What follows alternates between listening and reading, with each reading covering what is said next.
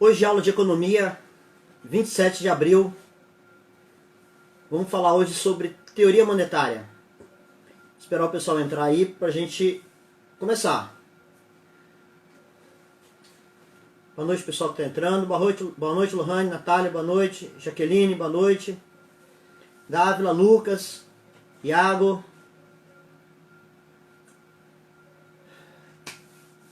Esse assunto de hoje é um tema que eu gosto muito de falar. A Maria, se eu estivesse lá na sala de aula agora falando para vocês, seria bem mais legal. Mas a gente vai aproveitar esse momento aqui e falar. Boa noite, Natália. Principalmente falar de teoria monetária. A monetária está relacionada a dinheiro, né? Quem é que não gosta de dinheiro? Então, tudo que a gente fala de economia relacionada a dinheiro, a gente tem que se preocupar com a quantidade de dinheiro que está dentro da economia. Então o pessoal está entrando aí. Enquanto o pessoal entra, se alguém tiver alguma pergunta aí já para adiantar, pode começar. Deixa eu ver uma coisa aqui. Já tem 10 pessoas, vamos aguardar mais um pouquinho. Boa noite, Norma, tudo bem?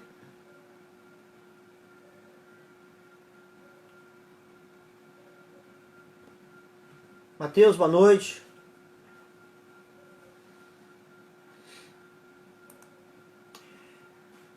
Quem assistiu a videoaula? Dá um ok aí para eu ter uma noção.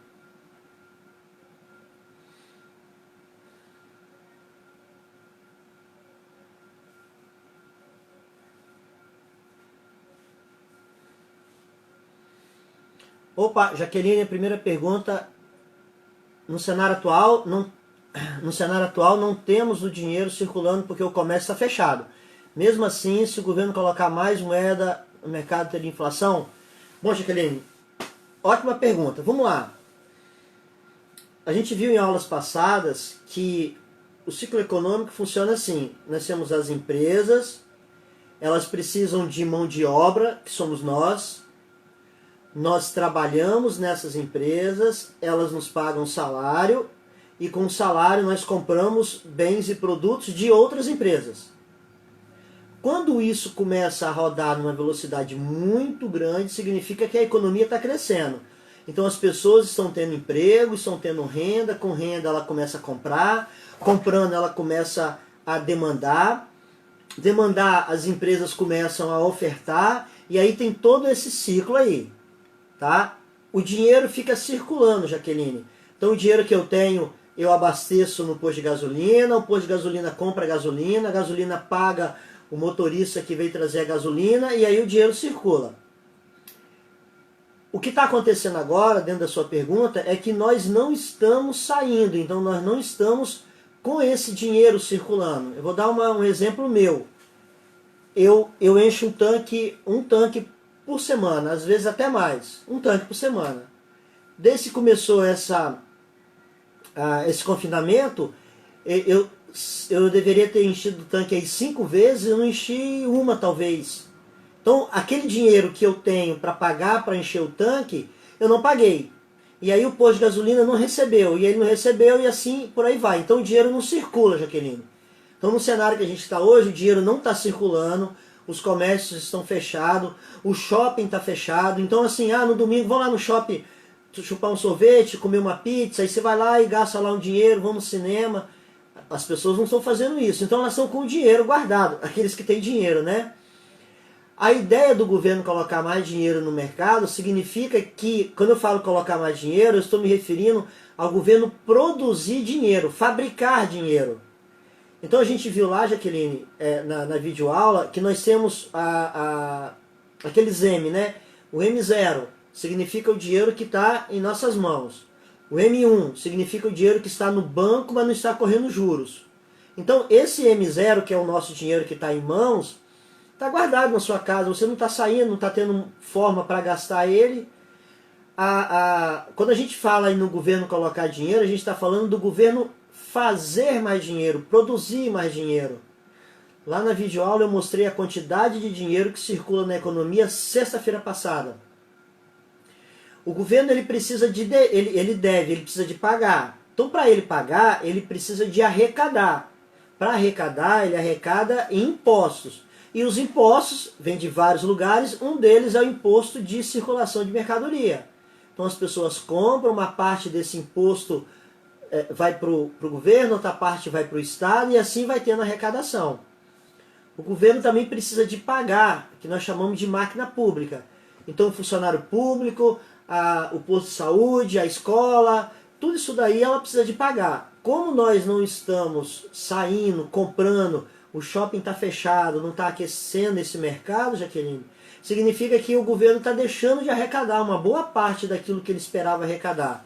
Ele deixando de arrecadar, a gente imagina o seguinte, essa quantidade de dinheiro que está circulando, então se a gente estivesse comprando, o dinheiro estava circulando, como a gente não está comprando, o dinheiro começou a ficar parado. Mas a quantidade de dinheiro não mudou. Como o governo precisa de pagar as contas, ele precisa de dinheiro. Como ele não tem dinheiro, a ideia de colocar dinheiro significa do governo emitir dinheiro. Ir lá e fazer a maquinazinha lá na Casa da Moeda, rodar dinheiro e emitir. Aí sim, Jaqueline, a gente teria mais moeda no mercado, maior oferta perde valor, perdendo valor, o dinheiro perde valor, significa que o preço vai aumentar. Aí causa inflação. Entendeu, Jaqueline? A ideia? Dá um joinha aí. Se não entendeu, faz a pergunta de novo. Vinícius, professor, a forma como o governo está aplicando o dinheiro do Banco Central em auxílios emergenciais, saques do Fundo de Garantia e outros auxílios será uma forma de pedalada fiscal? Não, Vinícius. Vamos separar. São coisas diferentes. O que acontece? O governo ele tem uma parte do dinheiro que está lá no M1, M2, M3, uma parte desse dinheiro está lá no Banco Central.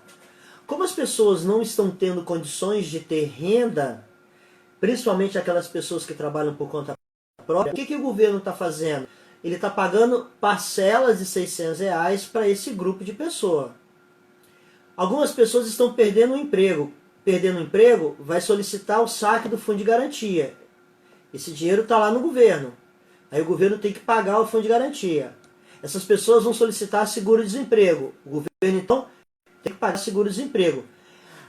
Quando tudo isso, Vinícius, está sendo pago e esse dinheiro está vindo lá do Banco Central, isso não é pedalada fiscal. A pedalada fiscal é o seguinte, quem paga Fundo de Garantia, quem paga seguro-desemprego é a Caixa Econômica.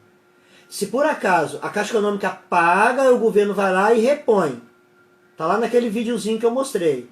Se por acaso o governo não repor, como a Dilma fez, na época eu dava aula de economia, algumas pessoas que protegiam o PT, era contra o PT, eu falei, gente, eu não estou falando nada disso. O governo da Dilma ela não fazia a reposição desse dinheiro da Caixa, e a Caixa continuava pagando. Aí, Vinícius, aí seria pedalada. O que o governo fazia? Vou dar uma ideia assim, só para ficar mais claro, Vinícius. Eu vou colocar um número bem baixinho, mas para a gente entender. A Caixa pagou 1 milhão de seguro-desemprego. Então o Banco Central teria que repor esse 1 milhão. Aí o Banco Central não fazia isso.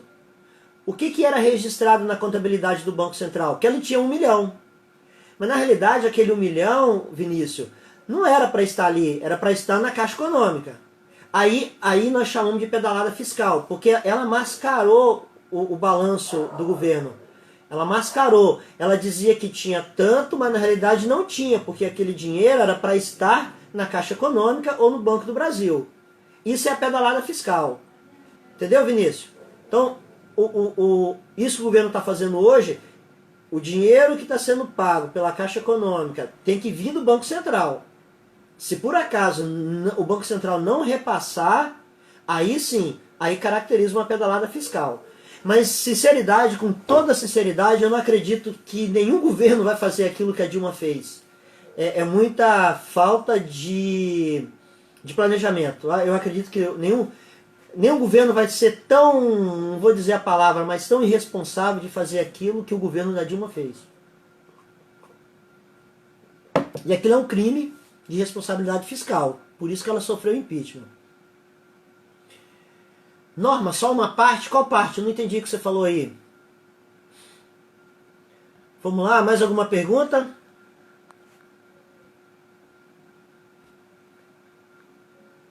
Bom, André, Vinícius, Flávia, nenhuma pergunta. Jaqueline entendeu, tranquilo. Então olha só, vamos lá. A moeda, não confunda com dinheiro. O dinheiro é uma moeda, mas moeda não é dinheiro. Então quando eu tenho dinheiro, é uma moeda. E para que serve uma moeda? Ela facilita a troca. Então eu posso chegar lá e comprar alguma coisa, chego numa farmácia, compro um remédio para dor de cabeça, entrego o dinheiro, eu troquei o dinheiro, que é uma moeda, por uma... não, você conseguiu a parte da aula, né? Não, tranquilo. Depois vocês assistem, vai ficar gravado lá, e essa live depois eu vou baixar ela e vou colocar lá de novo, tá? Aí vocês assistem lá. Mas então vamos aproveitar aqui, na medida que for aparecendo as dúvidas, vão perguntando. Até mesmo das coisas atuais que estão acontecendo aí na economia, né? Eu tô recebendo alguns feedbacks de algumas pessoas aí, tô muito feliz que tem pessoas que tá começando a pegar o gostinho pela economia, tá começando a entender um pouco mais de economia, principalmente das coisas que são faladas na televisão. As pessoas falam muitas coisas de ideologia aí, tá? Eu estou utilizando a internet, o Facebook, para me divertir, porque, nossa, é muita coisa terrível. Como diz uma frase famosa que eu até postei no Instagram, os idiotas estão cheios de certezas e os inteligentes estão cheios de dúvidas. Eu estou cheio de dúvidas. Quando me perguntam, professor, e vai acontecer isso no governo, o governo vai fazer isso, aquilo ali, cara, eu estou cheio de dúvida, não sei. Agora tem gente que fala que é assim, bate o pé e é desse jeito. Aí ele está cheio de certeza, principalmente na área de economia. Hoje, vocês devem ter percebido que logo pela manhã, uma coisa inédita, nunca antes aconteceu nesse país, como dizia o Lula, o Bolsonaro foi junto com o ministro da Economia, que é a bola da vez, né? Foi junto com o ministro da Economia para falar algumas coisas. E ele fazendo referência, fazendo várias... puxando o saco, pronto, falar direto. Do ministro da Economia, tal... Tudo isso são movimentos políticos, né? Que não é o nosso caso, a nossa aula. Mas o que está acontecendo? O que o Guedes está fazendo ultimamente? Ele chega num depoimento e fala o seguinte: nós vamos agora fazer isso. Assim, assim, assim. Aí, na outra semana, ele fala a mesma coisa de uma forma diferente. Na outra semana, ele fala de uma forma diferente a mesma coisa. Então, o governo está falando um monte de coisas... está inserindo um monte de coisas que parece que cada dia ele está fazendo uma coisa, mas na realidade ele está falando da mesma coisa.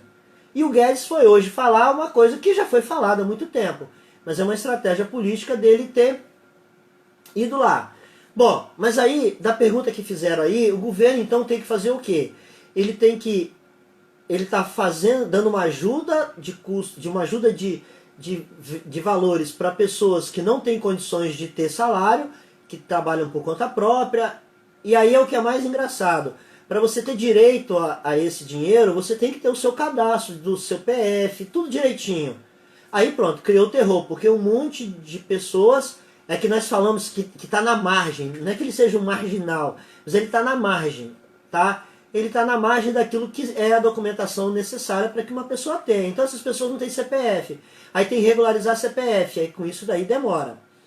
Então a teoria monetária diz o seguinte, que a moeda... Iago, vamos lá, eu ia perguntar sobre isso mesmo. O que você disse, moeda não é a mesma coisa que dinheiro, isso aí. A moeda, Iago, é um instrumento.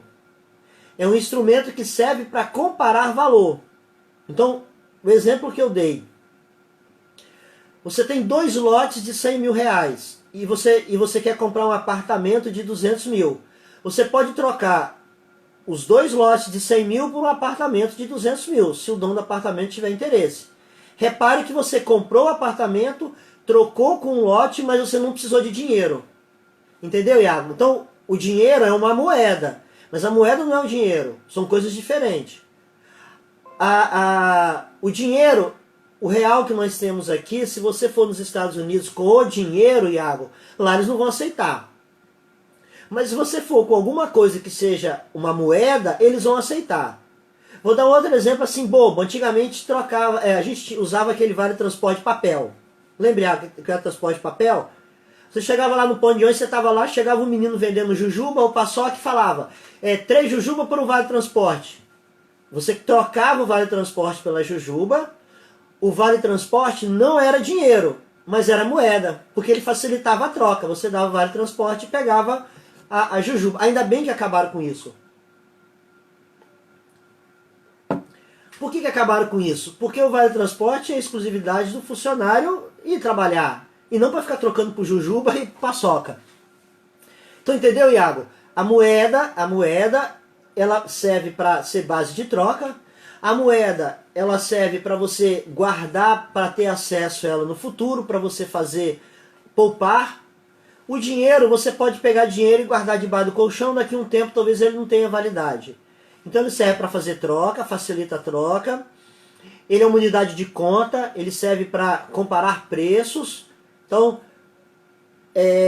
o terreno é 100 mil, outro terreno é 100 mil, 2 terrenos de 100 mil, vale um apartamento de 200 mil. Como é que você faz isso? Por causa da moeda. A moeda real, o dinheiro, que nesse caso é uma moeda, mas a moeda não é o dinheiro. E ela serve para reserva de valor. Você guarda essa moeda para que no futuro você possa trocar e fazer alguma coisa. Entendeu, Iago, aí a diferença? Bom, se tiver pergunta, gente, vai colocando aí. A história da moeda, na realidade, ela começou lá na pré-economia monetária e a gente utilizava muito o escambo. E aí eu vou falar para vocês aquilo que os economistas esperam que um dia vá acontecer. Espero que vocês não participem disso, mas um dia vai acontecer. Vai chegar um determinado momento que as moedas vão perder valor. E aí, para você, olha o que eu vou te falar, é muito importante, hein? E para você adquirir alguma coisa, significa que você tem que dar alguma coisa, ceder alguma coisa. É o escambo. Isso aconteceu alguns anos atrás na Argentina. O peso argentino, ele perdeu muito valor. As pessoas já não queriam mais peso. E aí, o que era necessário fazer? Se você era um advogado e queria comer banana, tinha um local lá que você chegava lá e oferecia serviços de advogado, e as pessoas lá ofereciam serviço de banana. Ou oferecia bordado, ou oferecia, sei lá, fazer um travesseiro. Você trocava coisas. A pergunta que eu sempre faço para meus alunos é: quando esse dia chegar, se você estiver vivo, o que você sabe fazer que você pode trocar? O dinheiro não vai ter mais valor. Essa é uma tendência que alguns economistas defendem. Quando eu era garoto, isso faz muito tempo, tinha um desenho, isso é legal, Iago, para responder a sua pergunta lá. Tinha um desenho, eu não lembro que desenho que era, eu lembro da história do desenho.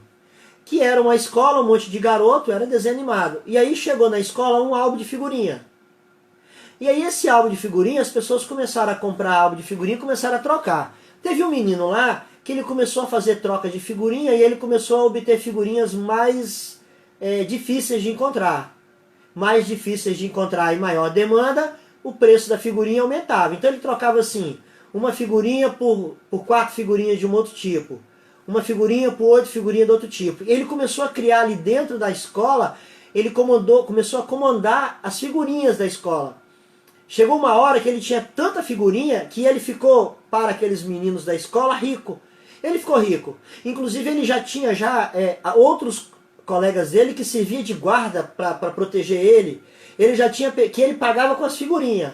Então assim, me protege na hora do recreio que eu vou levar as figurinhas. Eu lembro muito bem desse desenho. E aí ele ficou rico, porque ele tinha muita figurinha. As pessoas iam até ele para trocar figurinha, e ele falava: qual a figurinha que você quer para fechar o álbum? Ah, eu preciso da figurinha 14. Ele falou: eu tenho a figurinha 14, mas te custa 5 figurinhas, a 20, a 18, e as pessoas trocavam. Chegou um dia na escola, apareceu um outro álbum. E aí as crianças já estavam interessadas nesse novo álbum. Aquele álbum antigo, eles não tinham mais interesse. Aquele menino que tinha tanta figurinha daquele álbum antigo, de um dia para outro, ninguém tinha mais interesse dele. Perdeu o valor. Entendeu, Iago? Então aquela figurinha, por enquanto, naquele momento, era uma moeda. E não era dinheiro. O menino tinha um monte de figurinha de um álbum que ninguém mais tinha interesse, porque chegou um álbum novo na escola, as pessoas estavam interessadas nesse álbum novo. Eu lembro desse desenho, não sei que personagem que é, e aí a gente começou na história da moeda através do escambo. Trocar. Escambo, troca. Eu te dou alguma coisa que você precisa e você me passa alguma coisa que você precisa. Vamos imaginar que uma pessoa tem criação de galinha. E um outro muito distante tem criação de alface. Os dois se encontraram e falou, poxa, eu tenho alface e você tem galinha. Eu estou com vontade de comer galinha, porque eu só como alface todo dia. Ele falou, rapaz, eu estou com vontade de comer alface. Vamos trocar a galinha com alface? Eu falei assim, vão. Aí é que tem a questão. Quantos alface vale uma galinha? Ou quantas galinhas vale uma alface? Para resolver esse problema, precisava de ter o quê? Uma moeda. A moeda tinha como base essa troca. Então não precisava dos dois terem dinheiro, eles precisavam de ter uma moeda para comparar isso daí. Aí começou depois as moedas simbólicas, depois começou a moeda escritural, e hoje nós temos aí as moedas sofisticadas, ou aquelas virtuais. Você utiliza, mas você não tem. Então, o seu cheque especial vai lá para R$1.000, um cheque especial, você não tem aquele dinheiro. Mas com o cheque especial você pode passar seu cartão de débito e utilizar aquele valor. Então isso daí é moeda. São meios de pagamento. A gente viu também os agregados monetários que o Brasil tem. São chamados quase moedas. Então nós temos aqueles agregados que eu mostrei para vocês lá. M0, M1, M2, M3, M4. M0 é a moeda que você tem em mãos. Então todo o dinheiro que circula na mão das pessoas está dentro do M0. O M1 é o M0 mais o dinheiro que você deposita à vista lá no banco. O M2 é isso daí mais o dinheiro que está rendendo alguma coisa.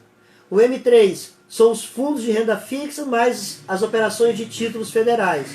E o M4 são os títulos federais que estão em poder das pessoas. Então, somado tudo isso daí, nós temos a nossa base monetária. É a quantidade de moeda em água. Olha só, não é a quantidade de dinheiro, é a quantidade de moeda que existe no mercado. Então vamos falar de títulos públicos. O país, quando ele precisa de tirar dinheiro do mercado, ele vende um título. Um título, um pedaço de papel. Eu, República Federativa do Brasil, reconheço que te devo esse valor e em 2025 eu te pago. Olha só. Ele está entregando um pedaço de papel e está pegando dinheiro. O governo vai lá e guarda aquele dinheiro. Aquele pedaço de papel, aquele título, o cara que é dono daquilo dali, que é o portador, ele pode chegar para uma outra pessoa e vender ou comprar alguma coisa com aquilo e não é dinheiro, mas é moeda. Então, essa é a ideia da moeda. O país ele precisa controlar a quantidade de moeda que tem. Nós tivemos no passado um ministro chamado... me fugiu o nome dele agora, mas eu vou lembrar.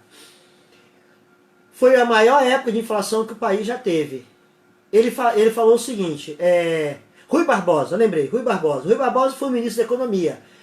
Ele começou a divulgar o seguinte, quem tiver uma ótima ideia e quiser investir, traga essa ideia para o governo, que o governo te dá dinheiro para você investir.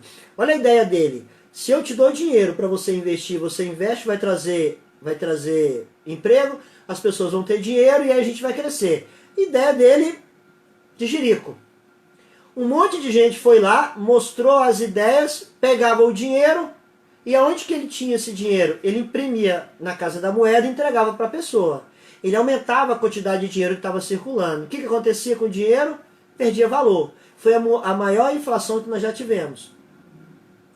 Um outro exemplo, Iago, de moeda, quando os espanhóis chegaram na América e descobriram lá os incas, os maias, eles tinham muito ouro. Praticamente tudo lá era de ouro. Como tudo era de ouro, eles não davam valor. Então tudo era de ouro. As paredes eram de ouro, os talheres eram de ouro, os tachos eram de ouro. Para que era tanta coisa de ouro que não dava valor. Então voltando àquilo que a gente já aprendeu. Muita oferta perde valor. Quando os espanhóis chegaram lá no Peru e começaram a acabar com toda aquela população ali, eles viram aquela quantidade de ouro e ficaram doidos. O que eles fizeram? Foi a pior coisa que o espanhol fez. Ele pegou aquela quantidade de ouro e levou para a Espanha. Agora o rei da Espanha tinha uma quantidade de ouro muito alta. O que ele fez? Vou criar o maior exército do mundo. E começou a contratar pessoas, contratar soldado, e comprar armas, e comprar munição. E ele pagava com o quê? Com ouro. Ele começou a espalhar ouro por toda a Europa. Quando ele começou a espalhar ouro por toda a Europa, o que aconteceu com o valor do ouro? Diminuiu. Que todo mundo já tinha ouro, qual o valor que tinha com ouro? Não tinha mais. Por isso que moeda tem que ser assim. Para ela ter valor, ela tem que ser escassa, ela tem que ser raro. Porque se tiver em grande quantidade, perde valor. Com isso, cria inflação. Bom, então a gente falou aí sobre essas questões. Nós falamos dos intermediários financeiros, que são os intermediários que existem entre o banco e nós, população. Nós temos os bancos.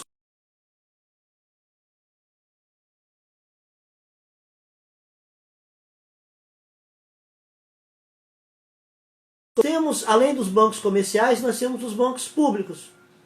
Nós temos também as câmaras de compensações, é onde faz as compensações do dinheiro que você deposita na conta de alguém, transfere de uma conta de alguém, precisa de ter um local para fazer esse controle. Então a gente tem toda essa estrutura aí. Nós temos os intermediários não bancários, tá? São os bancos de investimento, sociedade de crédito, financiamento de investimento, sociedade de crédito imobiliário, sociedade de lease de arrendamento mercantil. Tudo isso daí são bancos, são intermediários financeiros, que não é aquele banco que você está acostumado de ir lá no banco comercial, que você entra lá no Banesp, na Caixa Econômica. Existem esses bancos aí que têm as suas funções. O banco público, nós temos o Banco do Brasil e a Caixa Econômica. Então cada um tem uma função do governo. A Caixa Econômica, por exemplo, é responsável por pagar fundo de garantia, seguro-desemprego, fundos imobiliários, tudo é Caixa Econômica. O Banco do Brasil, por exemplo, ele faz financiamento de agricultura, ele faz financiamento de equipamentos para a indústria. Então, os bancos públicos, eles têm as suas funções, e essa estrutura dos bancos públicos, elas funcionam justamente para auxiliar o governo, o Banco Central. Nós temos o Banco Central, que é chamado Banco dos Bancos. Cada país tem o seu Banco Central, tá? O Banco Central, ele tem uma estrutura, eu até esqueci de mostrar para vocês lá na videoaula, ele tem uma estrutura que é o seu presidente do Banco Central, e tem todos os seus diretores. São pessoas de carreira, são pessoas técnicas, todos eles com doutorado em economia, são pessoas com grande conhecimento de economia. E o Banco Central, então, ele é o banco dos bancos. Toda política que o governo precisa implantar, política monetária, ele implanta através do Banco Central. O Banco Central, então, é que executa essa política monetária. E o que é uma política monetária? É uma política que controla a quantidade de dinheiro que circula na economia. Tá? Nós temos 4 políticas, nós vamos estudar cada uma delas. Hoje nós estamos falando de economia monetária, dinheiro. Então nós temos a política fiscal, que está relacionada à arrecadação de impostos, de tributos que o governo tem. Quando ele arrecada imposto, ele retira dinheiro da economia e ele cria a sua receita para pagar os seus gastos. Nós temos a política cambial, que está relacionado à taxa de câmbio, que vai favorecer ou o importador ou o exportador. Nós temos a política de renda, que determina uma maior distribuição de renda. Engloba aí o imposto de renda, engloba aí o salário mínimo, aquelas coisas todas. E nós temos a política monetária, que é essa que nós estamos falando. As outras 3 nós vamos falar em outras aulas. Então o que é essa política monetária? É o controle que o governo tem da oferta de moeda que circula na economia. Voltando a falar, se tiver muita moeda circulando, significa que perde valor. Se perde valor, causa inflação. Então as pessoas vão ter seu salário corroído pela inflação, como já aconteceu no passado aí. Não tem nesse livro aqui, nessa parte, mas é interessante falar do Plano Real. O Plano Real, antes do Plano Real, nós tivemos vários planos. Vocês são novos, não passaram muito por isso não. Mas nós tivemos Colo 1, Colo 2, na época do Sarney tivemos plano cruzado, cruzado 1, um monte de plano. O único plano que deu certo foi o Plano Real. Então o Plano Real foi o único plano que conseguiu controlar a inflação e dar um startup na economia. Tá? Então, essa oferta de moeda passa pelo Banco Central, e o Banco Central ele direciona para os bancos comerciais, tá?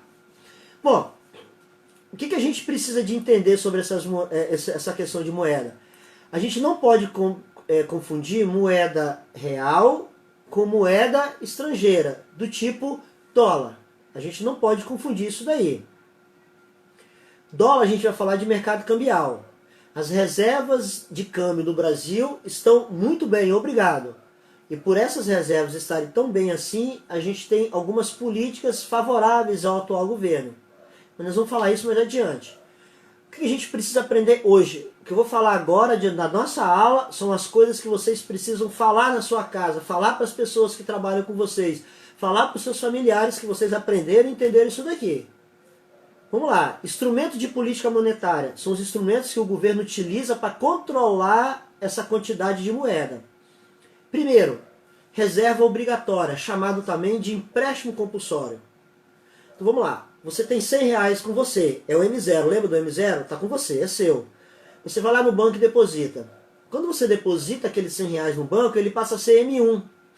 Ele não é mais seu, ele é M1.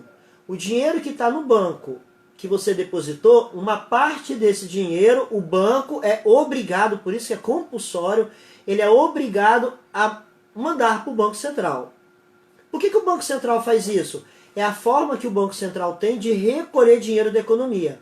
Então você que tinha 100 reais e colocou no banco, o banco não tem mais 100 reais. Vamos imaginar, para fazer uma conta mais simples, vamos imaginar que daqueles 100 reais que você botou no banco, 60 reais o banco recolhe, o Banco Central recolhe.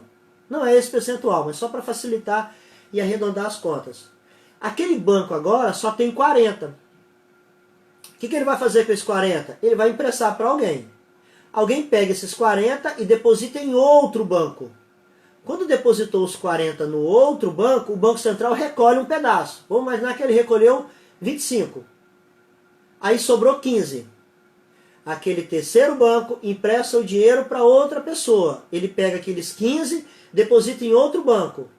Quando depositou aqueles 15 em outro banco, 6 reais o Banco Central recolheu. Aquele banco só tem agora a diferença. Repare que aquele meu 100 reais é 100 reais para mim. Se eu pegar lá no meu extrato eu tenho 100 reais. Mas o banco já não tem mais aqueles 100 reais. Uma parte ele mandou para o Banco Central, outra parte ele mandou para outra pessoa, que outra pessoa mandou para outro banco, e que o dinheiro vai multiplicando. É a multiplicação do dinheiro. Se o Banco Central não recolhesse essa parte do dinheiro que vai para o outro banco, quando eu peguei 100 reais e depositei na minha conta e o banco emprestou para outro, o outro teria 100 reais, igual o que eu tenho. Aí aquele banco emprestou para o outro teria mais 100 reais.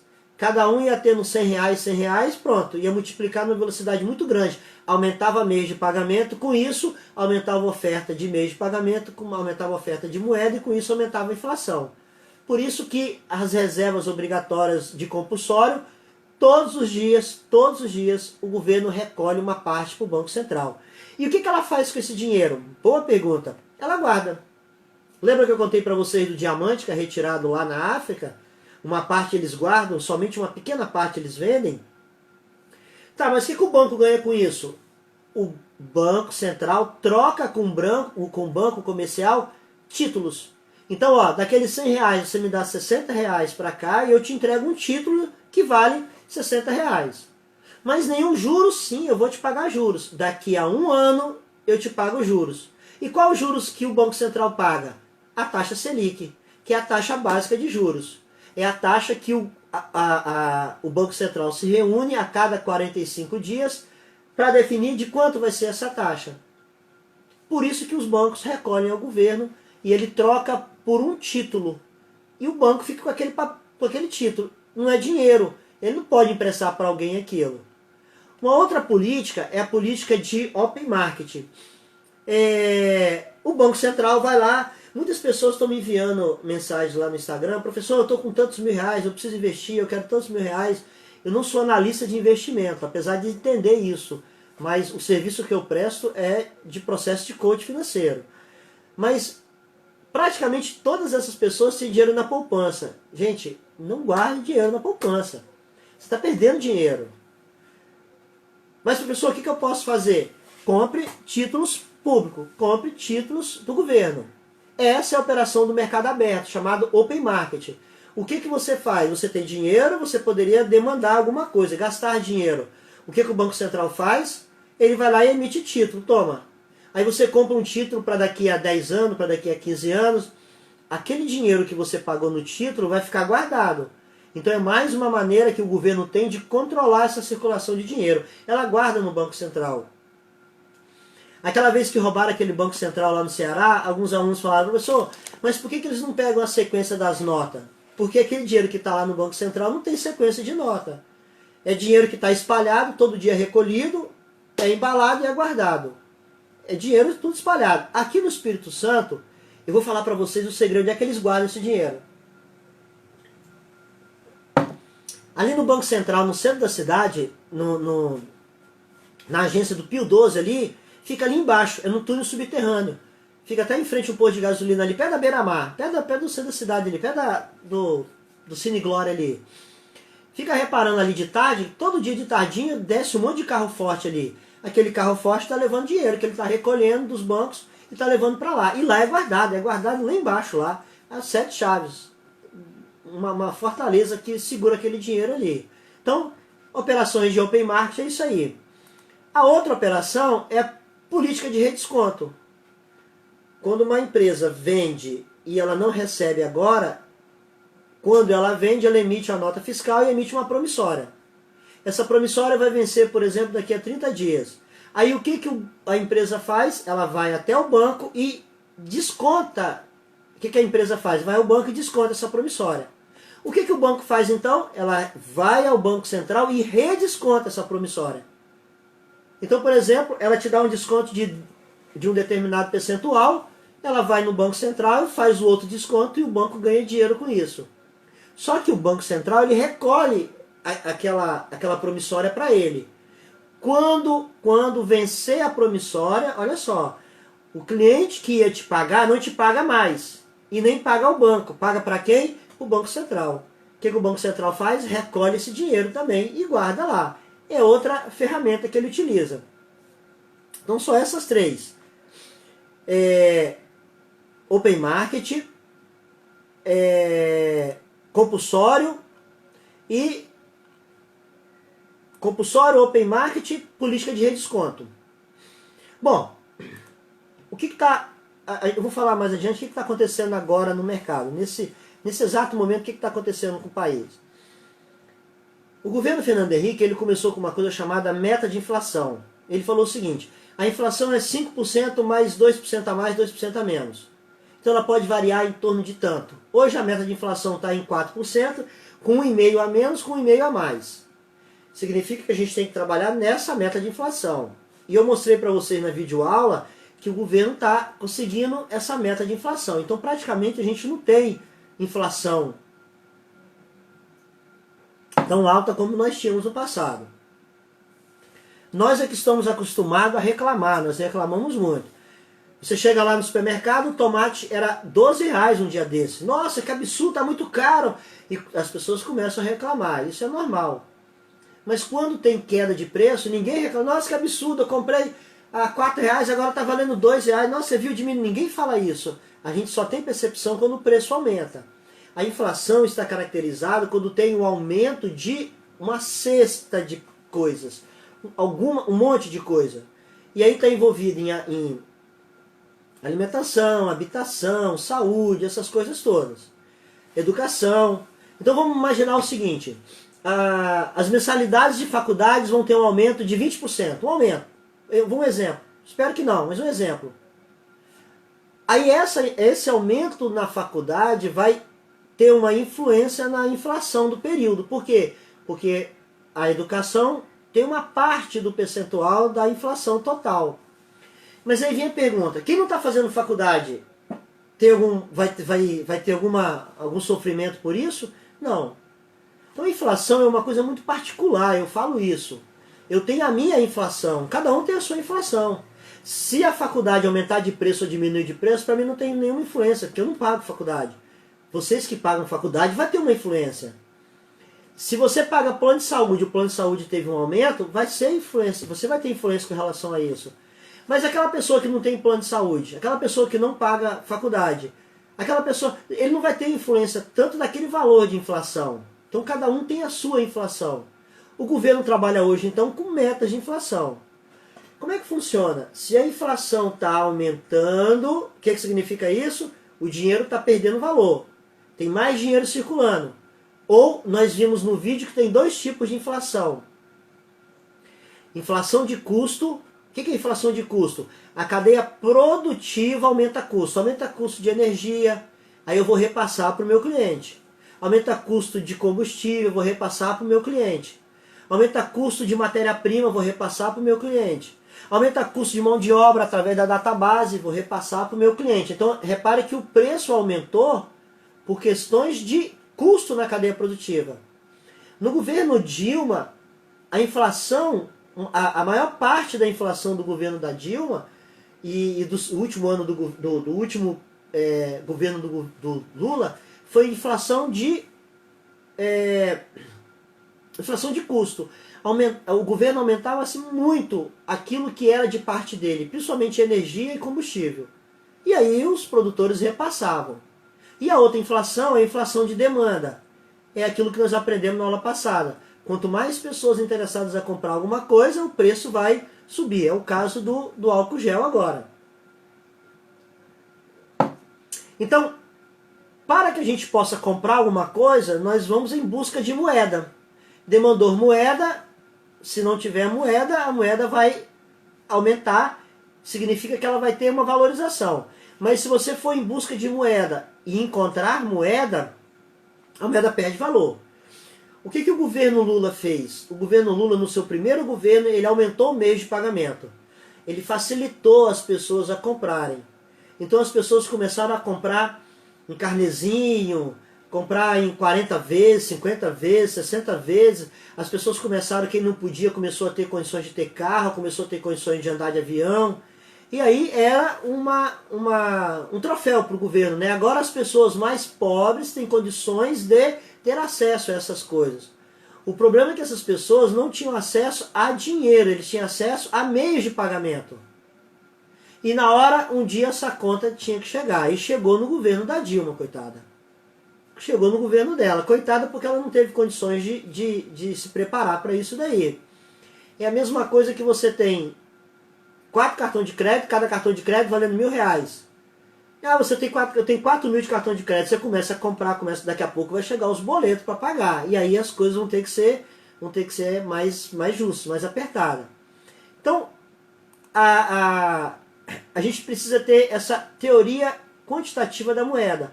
A gente precisa saber a quantidade de moeda que existe na economia e o mais importante, como que essa moeda está circulando, qual a velocidade que ela está circulando. Como nós estamos passando por um momento complicado agora e a moeda, a gente está guardando a moeda porque a gente não está consumindo, e o PIB vai cair, o que significa isso? Quando a gente for medir ao final do ano essa circulação de moeda, vai sendo uma circulação muito lenta. Um PIB baixo, um PIB muito baixo, uma circulação de moeda muito devagar. As pessoas não estão tendo condições de comprar alguma coisa, de demandar. E o PIB esperado para esse semestre para esse ano é de menos 5%, o que vai acontecer então? A circulação de moeda vai ficar cada vez menor, vai ficar cada vez menor. Existe uma teoria econômica que isso vai diminuir tanto que vai chegar uma hora que as pessoas não vão dar mais valor à moeda. Os Estados Unidos hoje só é o que é em função da sua moeda, dólar. Vocês viram no vídeo, lá na videoaula, que foi explicado que a dívida pública dos Estados Unidos é maior que o seu PIB. Então tudo aquilo que os Estados Unidos produz, que é uma quantidade enorme, a sua dívida é muito maior do que isso. Aqui no nosso país, o Brasil, a nossa dívida chega a 60%, 65% do nosso PIB e ela é muito alta. O que isso influencia lá fora? Um país que tem uma dívida muito alta corre o grande risco de dar calote. Nós vimos que o Brasil já deu 18 calotes. É muito calote. A situação que nós estamos passando no momento Professor, corremos o risco do país dar um calote novamente?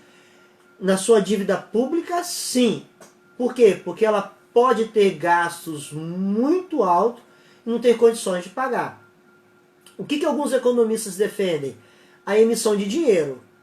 É ir lá na Casa da Moeda, produzir mais dinheiro e na produção desse dinheiro o governo paga. Então vou fazer contas bem simples, de números bem baixos. O governo está devendo 100 e ele só tem 60. Então ele vai dar o calote, não vai poder pagar. Mas ele vai lá e emite 40 de moeda. Aí ele emite 40 e te paga. Ah, todo mundo recebeu, não deu o calote. Porém, a quantidade de moeda em circulação vai aumentar. Aí vem a pergunta. Aí lembra daquele conceito do trade-off. Essa compensação. Vem uma pergunta. O que você prefere? Dar o calote? Ou você prefere pagar, aumentar a circulação de moeda? Aumentando a circulação de moeda, perde a moeda o valor. Perdendo a moeda o valor, tem inflação. Ah, depois a gente trata da inflação. Então, eu só sei que o futuro que está por vir não é muito lá dos melhores, não. E aí o que o governo está fazendo agora? O governo está pegando uma parte daquele dinheiro que ela tem guardado e está colocando em circulação. Mas ele está colocando em circulação para que a economia não tenha uma queda ou um freio tão alto. Ela precisa que pessoas que não têm mais condições de ter renda, ter acesso à moeda, ter acesso a dinheiro para poder comprar e a economia pelo menos circular um pouco. Só que vai chegar uma hora que esse dinheiro já não vai ter mais.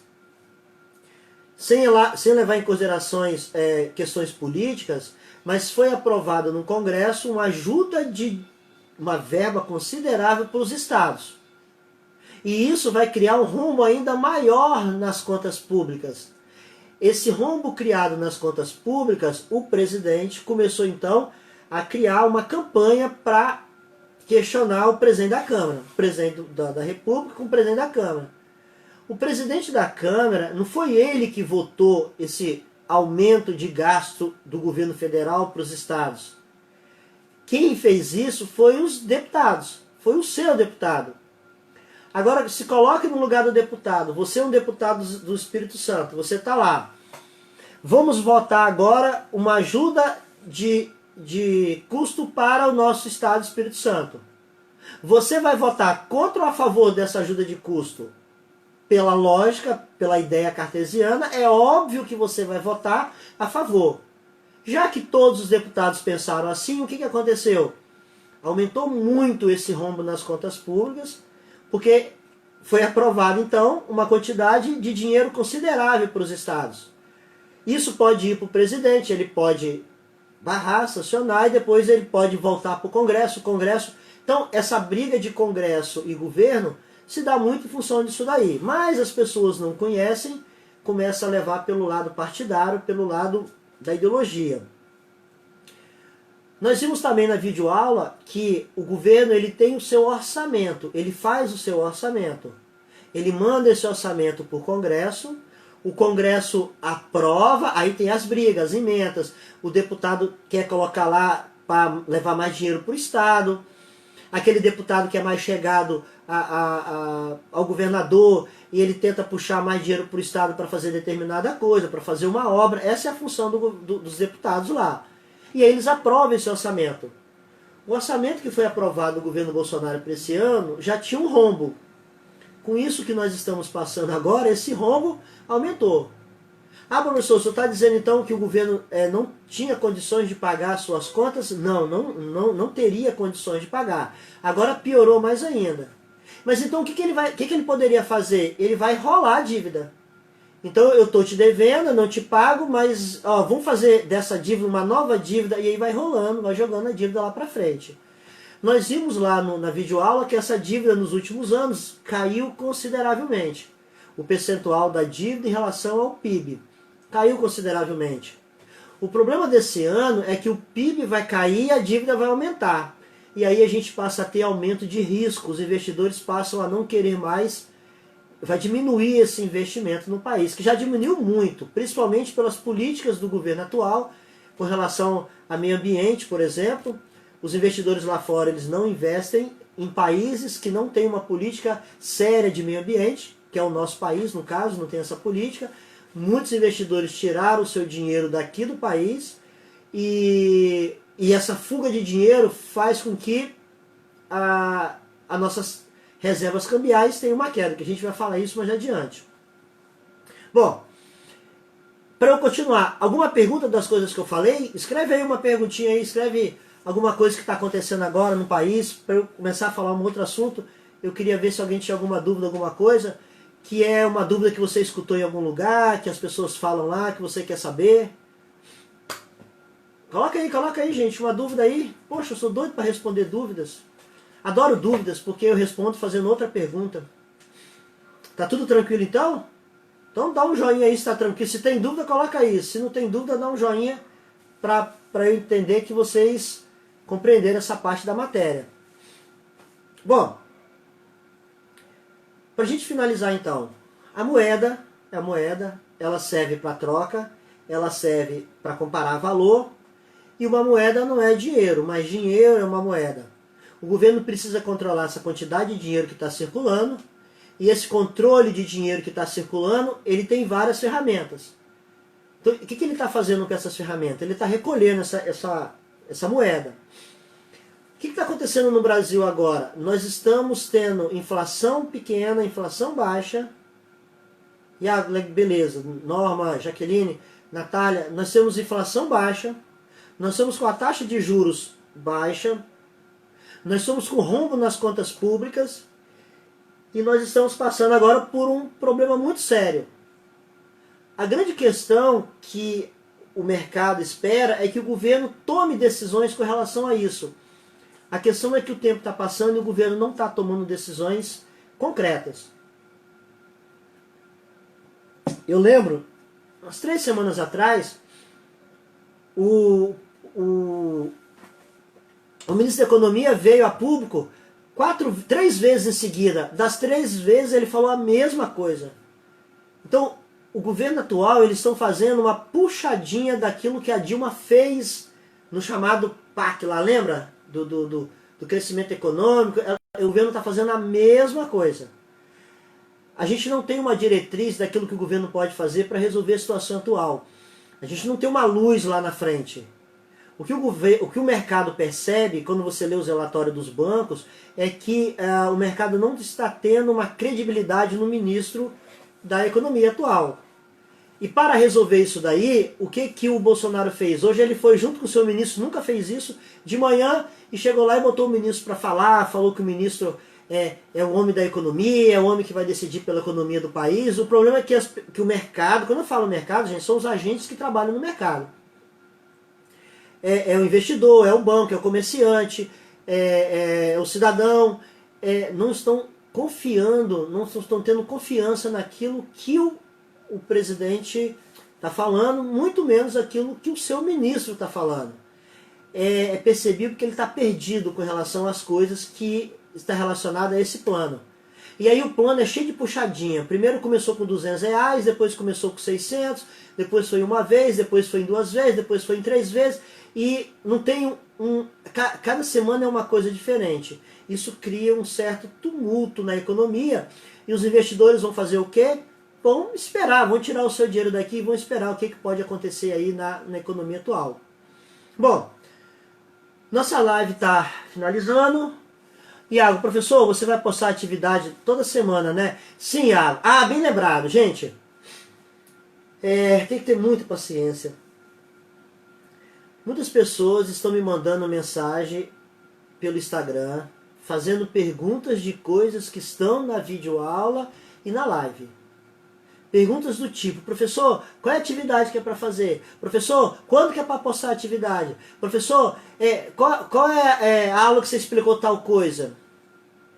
Eu vou mandar para o líder de turma, eu não mandei ainda, mas eu vou mandar. Eu não posso mais responder dúvidas de aluno pelo Instagram. Por isso que existe o fórum. Tá? O fórum, eu oficializo a demanda que o aluno tem e a faculdade tem um canal de comunicação entre o aluno e o professor. O fórum eu respondo a dúvida dessa aula no fórum dessa aula. Eu respondo hoje, ao final da live. Se colocar lá alguma dúvida daqui a 2, 3 semanas, eu não vou ler mais. Eu só vou ter acesso hoje.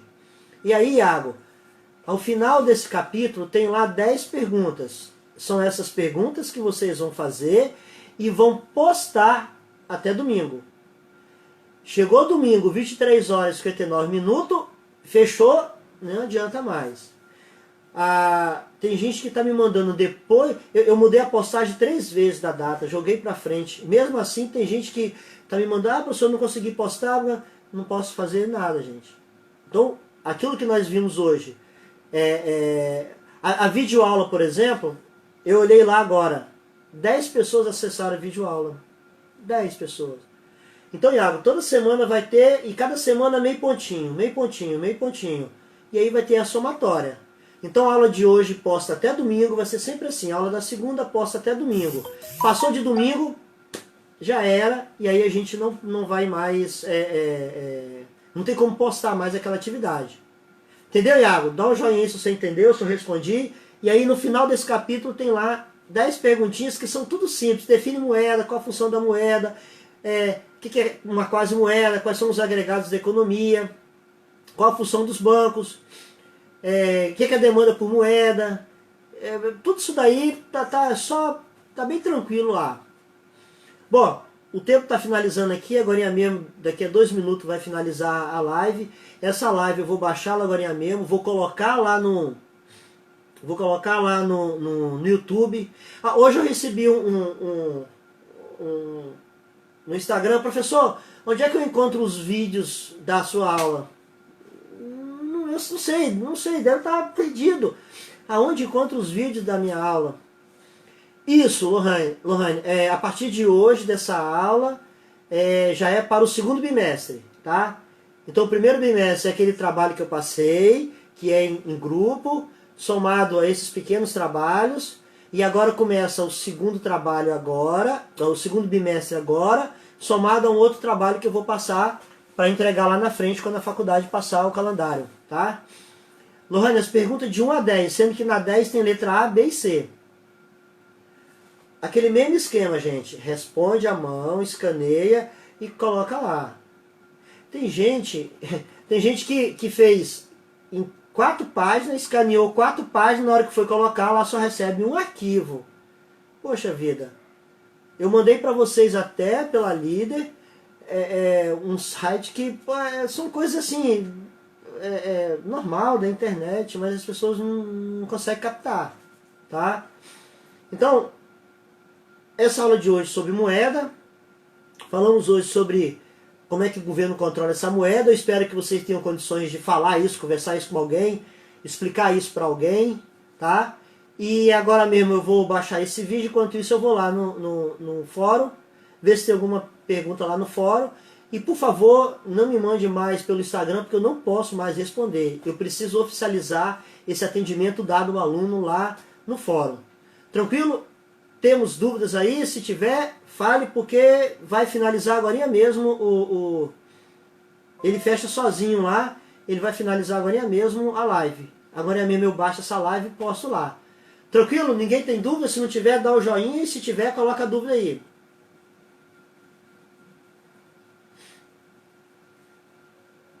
Tranquilo então? Natália ok? Todo mundo ok? Posso finalizar então? Já vai finalizar agora mesmo, já vai aparecer agora para mesmo ali, vai aparecer para mim ali quanto. Então, se ninguém tem dúvida, eu vou finalizar, e se tiver dúvida, coloca a dúvida lá no fórum, que agora mesmo eu estou lá respondendo. Tranquilo? Então, gente, ó, tchau, tchau para vocês, finalizando aqui, vou baixar essa live e vou colocar lá então. Beleza? Tchau, tchau para vocês, boa noite e estuda, tá? Estudar é bom e é gostoso. Tchau, tchau.